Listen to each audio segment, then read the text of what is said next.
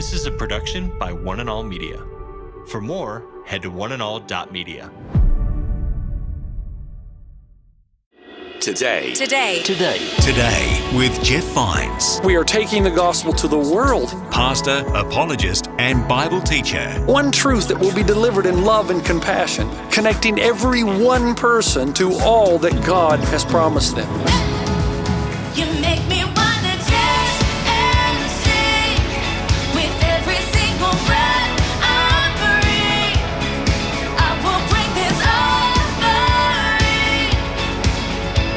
You are my wonder, you bring the wonder. Today with Jeff Vines. Hey there, welcome to Today with Jeff Vines. Thank you for joining us again on the program. Last time we looked at Moses and the burning bush, and now in this episode we're looking at Abraham's relationship with God and his trust in God, and honestly at times his lack of trust. In this message, Pastor Jeff is talking about living the big life, a life full of confidence and trust in God. Doesn't that sound good? I want that life, and I know you want that life as well.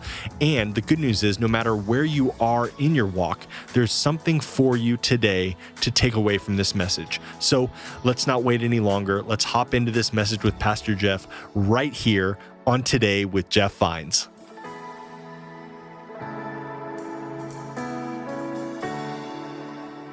How many in the room want to live a big life? Anybody? You know, a big life. You want a life that's full. Man, you want a big life. Don't be shy now. Come on, raise it up high. I want a big life. Okay, that's good. Because some of you, I know you're hesitating because you're thinking, well, it depends on how you define that. I'm actually trying to lose weight, and I would rather be downsizing. But the kind of life I'm talking about is the kind of life I've always wanted to live since the time I was very young. It's the kind of life that no matter what's happening, no matter what is happening around me, it just doesn't matter. That I'm rock solid, you know. Nothing deters me. Nothing frustrates me for too long. Nothing disappoints me for too long. There might be seasons or times in my life where there's sorrow and mourning, but they're short-lived. Just around the corner, man, I'm back up on top. You know, I'm going strong. It's like Jesus, you know, for the joy set before him, he endured the cross. That kind of big life. I've always wanted to be able to live that kind of life. The kind of life that when you walk into a room, you just lift everybody else up. Because they know there's hardly ever a time when you're just whining and complaining. You're just always ready to go, ready to see what's around the corner, over the horizon. That kind of life. The kind of life that reads something like Jeremiah 29:11 that says, "For I know the plans I have for you, declares the Lord, plans to prosper you and not to harm you, plans to give you a hope and a future." The kind of life that reads that and believes and trusts God resolutely, completely, never shaken, never deterred, man, just keeps going because you really believe, even though you may not understand it at the time, that God has a hope for you, a plans to prosper you. And if you just keep going forward, all those plans that he has for your life are going to come into fruition, come into being. The type of life that reads Romans chapter 8, verse 28, and we know that in all things God works together of those who love God, who have been called according to his purpose. The kind of life that no matter how bleak things look at the moment, you believe that God is large and in charge. And ultimately, you can trust him and you put your hope in him. The kind of life that reads Romans 8:32, where Paul says, "He who did not spare his own son, but gave him up for us all, how will he not also, along with him, graciously give us all good things?" The kind of life that says, man, God in the past was not willing or was willing to give his own son. So how much more then will he be willing to give us all good things? Man, I want that kind of life. I want the kind of life that is rock solid through everything, man. That is not contingent on anything outside. But man, I always believe and trust the promises of God. Whatever's happening is going to bring about good. It's going to bring about some great design, a divine weaver, a grand weaver that's weaving the cords of my life together, and it is going to come out victoriously. That's the kind of life I want to live. The kind of life that's never deterred. Where joy is central, sorrow is only peripheral. Where there are moments of sorrow, but joy is the defining characteristic of my life. That's the kind of person I desperately want to be. Nothing shakes me, nothing deters me, nothing Nothing puts me off the promises of God, and I always trust them to become a reality sooner or later. Now that is the kind of life, that's a big life, man, and that's the kind of life I want to live, but I don't. Does anybody? Why do I have so many moments in my life where there's doubt? Doubt God. Why do I fall apart sometimes at the first sign of trouble? I'll preach a great message on the weekend about positive, God is with us. If he is with us, who can be against us? And then the smallest little thing Monday around 10 a.m. will send me into, my life is over. Why do I sometimes become so easily distracted and get off the path, even though I know it won't lead to life? Why does my life sometimes look so small? And why am I sometimes so pathetic? Oh my goodness. Like I said, the smallest thing happens and I'm just like pity party. Oh, woe is me, my life is so tough. Until I meet somebody else whose life really is tough. Charlie Brown, great cartoon I want to read to you. It's one of my favorite. You mope around too much, Charlie Brown, says Linus. You got to stop feeling sorry for yourself, says Linus to Charlie Brown. Charlie Brown responds by saying, why shouldn't I feel sorry for myself? I'm very tender-hearted. That's me. That's me. I've got great empathy for others, but my greatest and most intense empathy is reserved for myself. Right? I so desperately want to live a big life. I really do. Where nothing shakes me, nothing deters. Man, I am rock solid, and I just keep going forward from success to success, from glory to glory, the Apostle Paul says in 2 Corinthians. But I don't. Why? I don't believe there's a better story in the Bible than this story of Abraham's encounter with God to show us why we don't live the big life and what we need in order to live the big life and how God's going to get us there. So if you're interested in living a big life, now don't listen if you're not. Check your email, do whatever you want. But if you want a big life, if you want the big life that you've always wanted, you're looking for that, then you've got to listen. Now, it starts by understanding a few things about Abraham. God has visited him 4 times, and every time it's been a dramatic encounter. The first was in Genesis 12, and God came to Abraham and said, Abraham, get out. Leave your home, leave your people, leave your country, and everything that you're familiar with, I want you to forsake and leave. And I'm not even going to tell you where you're going. I just want you to leave. And that would have been tough in Abraham's time and culture, because it takes a lot of time to build safety and security. And when you've got that, and then God just comes along and says, I want you to leave, get out of everything that you're familiar with. And the Bible says, so Abraham got out, he did what God asked him to do, and he did not know whither, I love that word, whither, he was going. He didn't know where he was going. Second time, Genesis chapter 15, God comes to Abraham and says, Abraham, I'm going to make a great nation out of you. Your descendants are going to be as numerous as the stars in the sky and the sand on the seashore. And through your descendants will come one that will bless the entire world. And as soon as Abraham heard that, he's going to be thinking, well, I'm assuming God's going to do 2 things. Once, he's going to give me a child.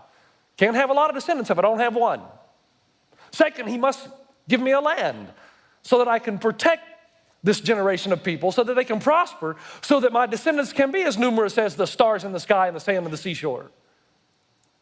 And then the third encounter is Genesis 17, where Abraham comes to God, and this time he does the talking, and he says this to God. God, you promised you would give me a child, and I've been waiting 25 years. Think about it. God gives you a promise, and it's 25 years later, and it's still not become a reality. And he says, I'm now 99 years old, and my wife is 90. And God's response is this, and your point is, well, God, we're old. We're old, and you promised a child. And what does God say? If you've read the text, he says, I know, just wait. And then the fourth and final encounter is in Genesis chapter 22, when finally God delivers a child, Sarah. They name him Isaac. And you know what God does now, don't you? God comes to Abraham and says, Abraham, you know that child that you love with all your heart, with all your soul, man, that you just adore. I want you to take him and I want you to sacrifice him to me. Abraham, I want you to kill your son. Now, someone has schematized Abraham's life, and they've said it like this. God comes to Abraham and says, Abraham, I'm going to send you out. And Abraham says, where? And God says, I'll show you. Just go. Later he comes back, Abraham, I'm going to give you a land. Abraham says, where? God says, I'll tell you later. Just wander around. Abraham, I'm going to give you a child. When? I'll tell you later. Just wait. And then fourth, Abraham, kill your son. God, why? I'll tell you later. Just go up the mountain with the knife and the fire. Abraham was P-O-H, plain old human. See that? That's why I like the Bible so much. It's not a book of legends and myths. It's real people in real places. And a lot of them are losers just like us. Now, I say that gently. But they're weak and they're frail. And how is it that Abraham can become known as the friend of God? Wouldn't it be nice to be known as the friend of God? Hey, see that dude? That's the friend of God. He's the friend of God. And every test God sent him, he passed. Now, he got frustrated along the way. Sometimes he took matters into his own hands. But ultimately, he believed God, and the Bible says it was credited to him as righteousness. And he lived a big life in the midst of all these promises God gave, but he still had to wait. 25 years, come on. 25 years. But he lived a big life, nothing deterred him. He just kept going. He kept wondering till God showed him where he's gonna live. Kept waiting till God gave him the child. Left his home, left everything, believing that God would fulfill his promises. That is the life I want, the big life. You keep your head up no matter what's going, you go forward and you just raise everybody up with you. And it's not the power of positive thinking. Give me a break. It's not to become disjointed or disconnected from reality. It's to know reality, and because you know it, you still trust, and you know that God will deliver. That's the life I want. It's a life I don't have. I'm just being honest. I have seasons of it. But it's the life I want for you. How do we get it? Well, the first clue is actually all the way over in the book of Hebrews, chapter 6, where the writer refers back to the story in Genesis 15. And this is what the writer says in verse 17, Hebrews 6, because God wanted to make the unchanging nature of his purpose very clear to the heirs of what was promised. Now, you and I are the heirs of what was promised. He confirmed it with an oath. We're going to talk about the oath momentarily. God did this so that by two unchangeable things in which it is impossible for God to lie, we who have fled to take hold of the hope offered to us may be greatly encouraged. We have this hope as the anchor for the soul, firm and secure.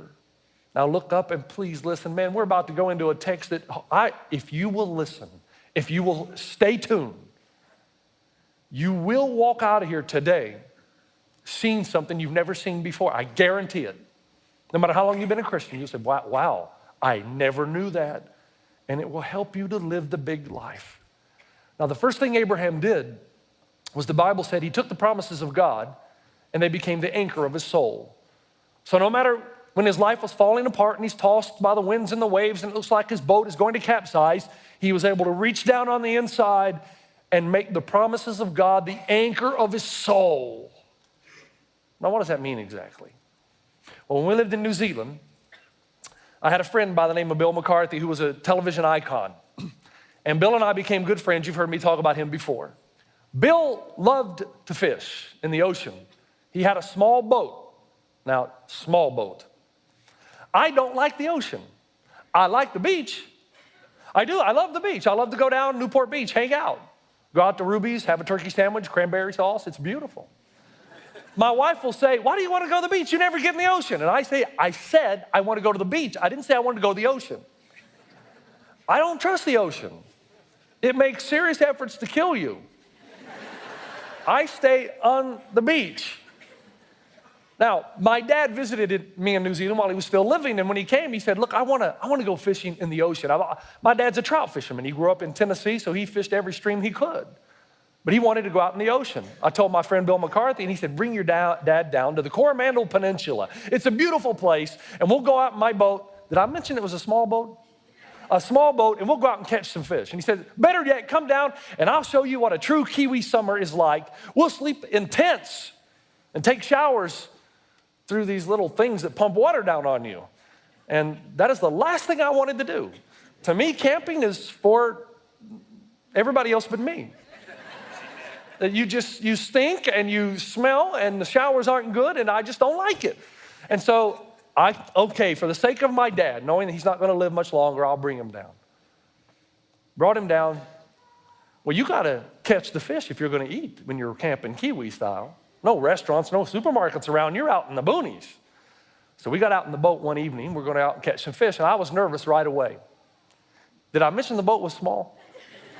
This was a small boat built for two. We had 3 people in it, Bill, myself, my dad. And we go out, and I'm starting to get nervous because, man, we're talking about the Pacific Ocean here, wild, untamed. On the other side is the Tasman Sea, but this certain season, this time of year, man, the waves and the billows were rolling. We got out there, and to me, my knowledge, we just kept going farther and farther out, and the farther out we went, the more nervous I got. And we were fishing, everybody was having a good time except me. And I'm thinking, this is not good. And then we experienced what is called whiteout. Do you know what whiteout is? Whiteout is popular in the North and South Pole, but you can also have it in the ocean when the color of the sky becomes the same color as the ocean. And you can't tell where the ocean stops and the sky starts. So I had no idea where we were. And in my mind, we were just floating out farther and farther, and I'm getting more and more terrified. I don't see any life jackets. I'm sure Bill had them there, but I didn't see them. And I know that if we capsize, my dad's a goner. Matter of fact, so am I. Probably all of us.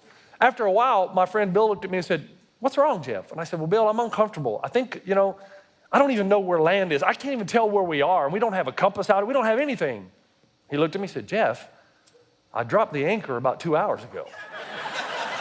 I said, "Anchor?" He said, "Yeah, anchor. It goes down in the ocean, keeps you in one place." "You mean we haven't been moving for 2 hours?" "No." "Well, where's the land?" "It's about 10 minutes right over there." "Oh, okay, let's fish." Anchor. Here's the problem with an anchor. If you put the anchor down in the water and it doesn't go all the way down, what happens? You still float around because the water moves around. But if you go all the way down to the rocks, you're stable. You're unmovable, unshakable. Here's the problem in my life and probably in yours. The reason we don't live the big life is we have one of 2 issues. Number one, we have the wrong anchor. See, we put our faith and trust in our job. As long as I have this job, man, I'm going to make it in life. I'm going to have all the money I want, and I'm going to succeed. Ask 18% of the people who live in the state of California, and they're going to tell you, you got no guarantees you're going to keep your job. You got no guarantees that you'll be working next year where you are now. You say, "Well, I'm self-employed." You might fire yourself.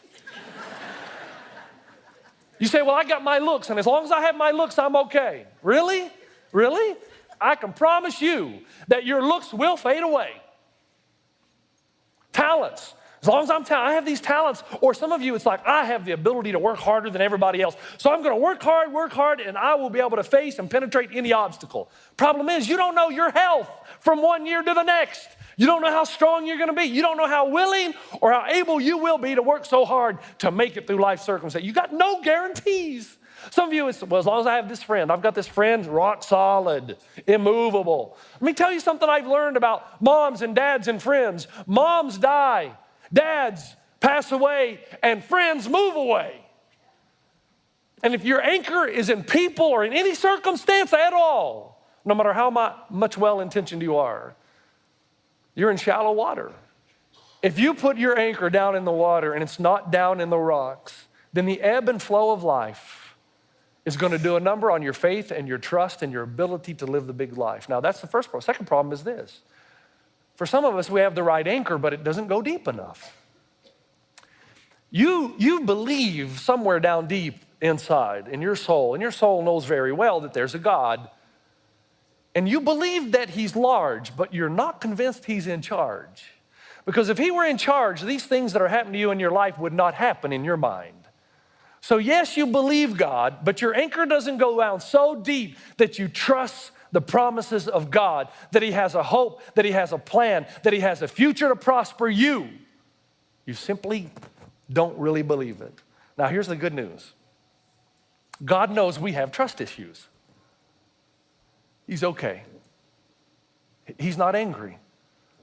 But he knows if you're ever going to be able to live the big life, he's got to get your anchor down into deep water, into something that does not shift or change. And the reason Abraham was able to live a big life and be called the friend of God was not because he was anything special, not because he had more talents and abilities than you, not because he just had a resolve that is unexplainable. It's because God helped him get the anchor down. And here's how. In chapter 15, verse 8, Abram's response to all these promises, he says, "O sovereign Lord, how can I know that I will gain possession of it?" Look at that. How can I know? Isn't that the issue? God, how can I know that you're going to bless my people? And we're going to be as numerous as the stars in the sky, and that through our generations will come one who will bless all nations. How can I know this land that you're going to give me? How can I know that you'll give me this child? How can I know? And we're doing the same thing. How can we know, God, that you plan to prosper us? How can we know that you will fulfill the promises you have made? How can we know that you'll work all these things that are happening in my life out together for your good? How can I be so sure? And notice in the text, God does not say, "Abraham, how dare you ask me that? Who do you think you are? Don't you know I'm God?" God is big enough to handle Abraham's doubt. Instead, God loves Abraham and says, "I know your problem issue. You got a trust issue. I know your problem, Abraham. I'm going to help you get the anchor down." Here's what happens in verse 9. "So the Lord said to him," this is interesting, "Bring me a heifer, a goat, and a ram, each 3 years old, along with a dove and a young pigeon." Abram brought all these things to him, cut them in two, and arranged the halves opposite each other. The birds, however, he did not cut in half. The birds then birds of prey came down on the carcasses, but Abram drove them away. Now, this is bizarre. You know what God's asked Abraham to do? Think about it. Abraham says, God says, "I want you to get your anchor down. I'm going to help you. So here's how we're going to do it. I want you to go get some animals and cut them into pieces and lay them opposite each other so that there's a trench between the two." Now, what's bizarre is Abraham doesn't say, "You want me to do what?" It's like Abraham knows exactly what God is about to do. In fact, anybody in the ancient world that would have read this text would have known exactly what God is about to do, and I want to help you understand what he's doing. How can we trust in God? That's the same thing Abraham is struggling with as we pause this message for today, right in the middle of Genesis chapter 15. But next time, Pastor Jeff is going to continue us on this journey answering the question, how can we trust in God? How do I know he's really going to prosper me, that he has a hope, a plan, a future? How do I know? How do I know God will deliver? And Abraham, remember, this is for all generations, the heirs of the promise, that's us. He said to Abraham, "I'll tell you how, because I'm going to walk through the pieces." And when God walks through the pieces, here's what he's saying. If I don't do what I promised to do, may I be cut into pieces. You can always listen to more from Pastor Jeff on demand at oneandall.media or wherever you get your podcasts. I look forward to your company next time on Today with Jeff Vines. You make me wanna dance and sing with every single breath I breathe. I will bring this offering. You are my wonder, you bring the wonder. Today with Jeff Vines. This is a production by One and All Media. For more, head to oneandall.media.